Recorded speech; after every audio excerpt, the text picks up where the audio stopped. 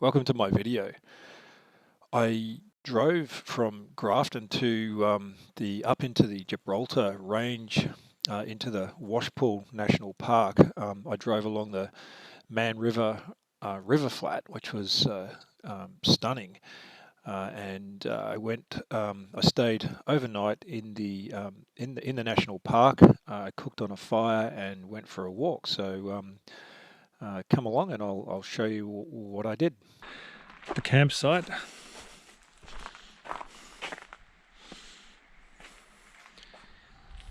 Surrounded by trees, big trees, big gum trees. Whoa, I generally don't like camping underneath a gum tree.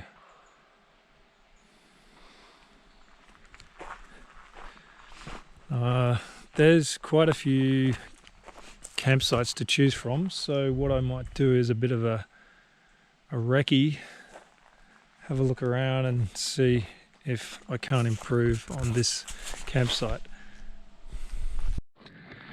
Alright, I'm going to move because I found a source of firewood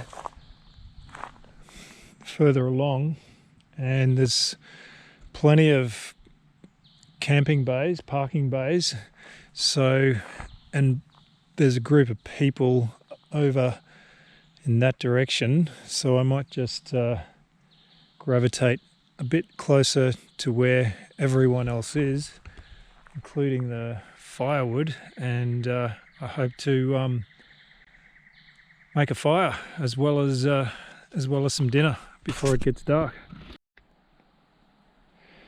So there's plenty of big chunks in the log shed, but there isn't a lot of kindling, small stuff, and that's what we're going to need to get this fire started. Twigs.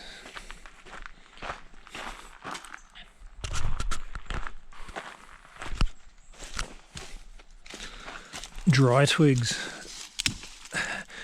If they make that cracking sound, then they qualify.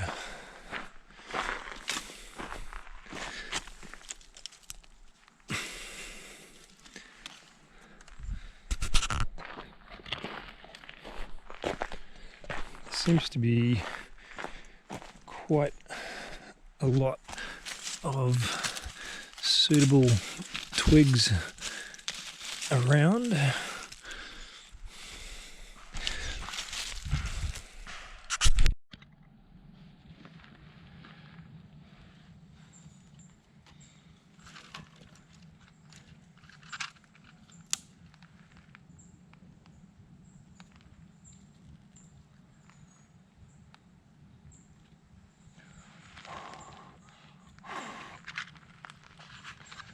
Well, not on the first attempt anyway.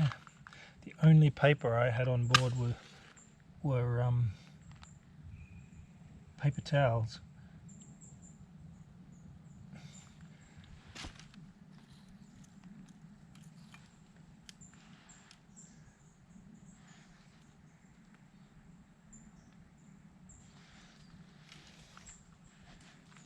Come on, baby.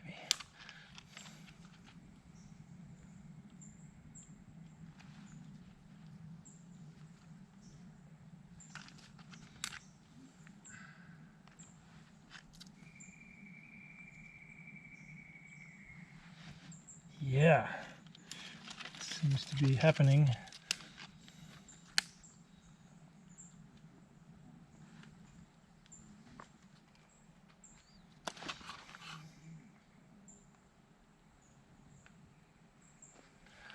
Alright, so these smaller twigs are going to burn pretty quickly, so we want to try and get some of this bigger stuff going.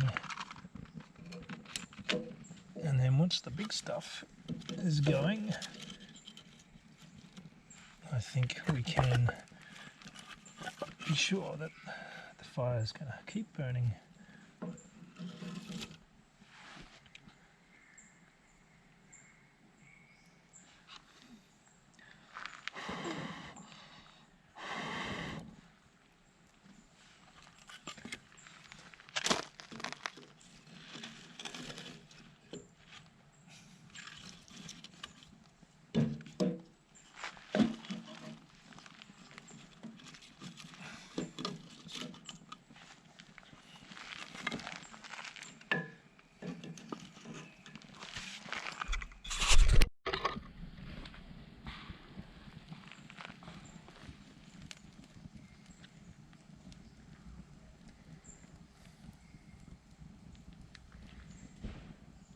So once the fire is going, I'm then going to cook dinner. Not on the fire. Well, no, not on the fire.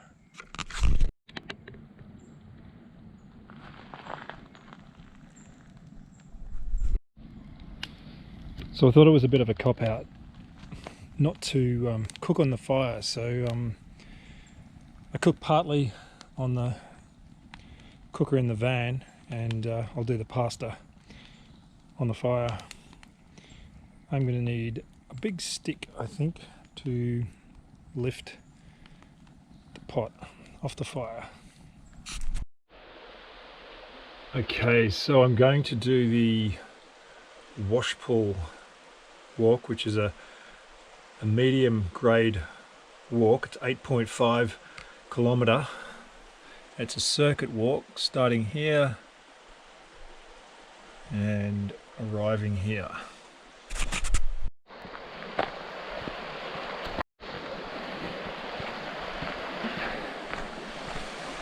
Walking downstream.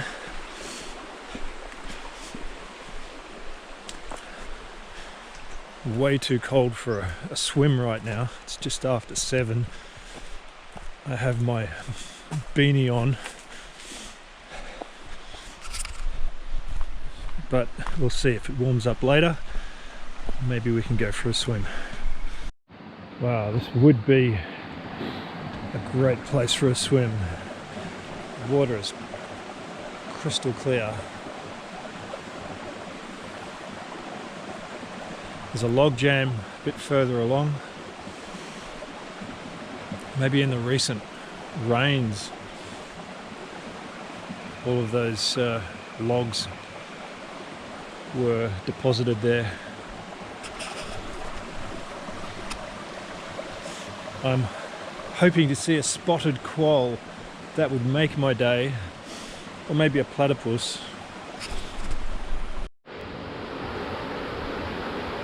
It's dark and very ferny.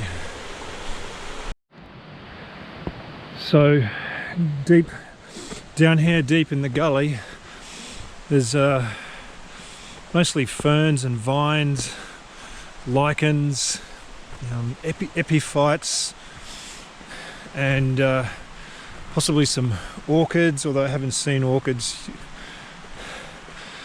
So just departing from the creek and heading up the wall of the slope.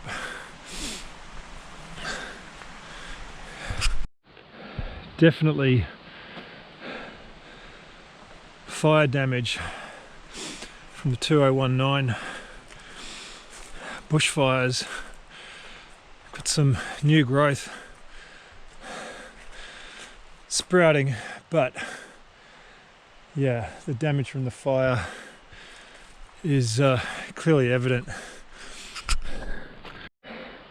It's a nice little epiphyte sitting on top of the lichened covered granite.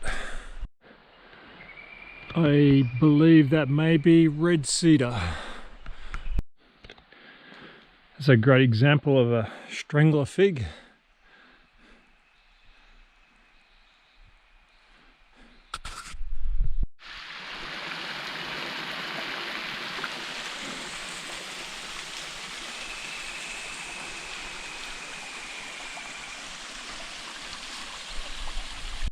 You know, I have this theory about, well, infrastructure.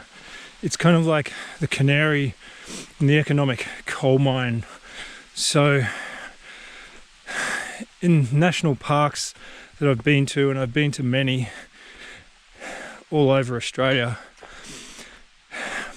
but I'll speak to Queensland actually, because I've lived there for, well, since 1991. So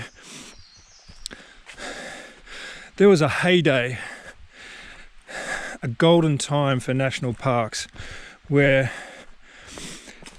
the government, the decision makers in the government, thought it was a good thing to open up national parks to walkers or to people, there was a genuine willingness on the part of, or intention on the part of the government to allow people to come into these beautiful areas and enjoy them. And so, along with that good faith intention, they spent lots of money on all kinds of infrastructure, stairways and bridges and railings and signage and toilets. But that was a long time ago, maybe the 70s, 80s, perhaps. And you can see that a lot of the infrastructure has deteriorated. The signs are fading, the timber structures, the platforms, a lot of them are closed, a lot of them are have degraded to the point where they're dangerous. And it seems to me that the attitude that the government had once upon a time hasn't prevailed for quite some time. And I'm not going to go too far into politics, but I just think I'm just going to make a statement. These neoliberal policies that we've been living with since the 70s have shifted wealth, shifted money away from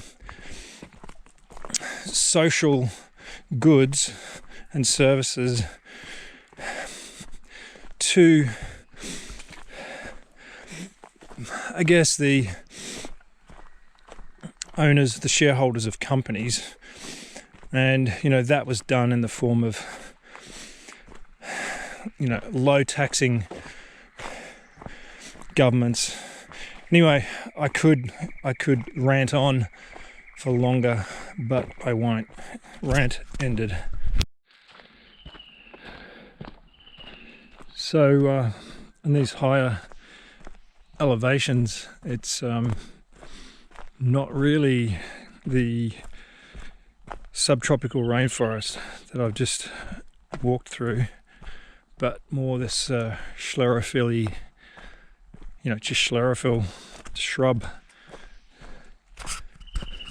Still a few ferns, but higher, just more grasses than ferns, and shrubs, small trees, mainly eucalyptus. Very typical Australian bush.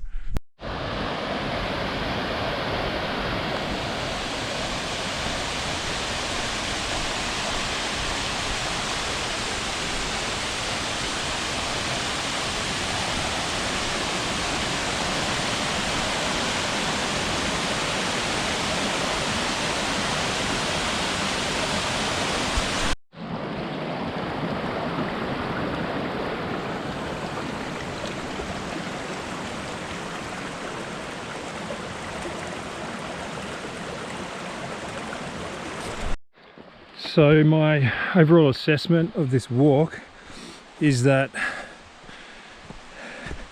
unless you need the exercise, the Washpool circuit is not all that inspiring. But to be fair, there's a lot of degradation due to the fires, the bushfires.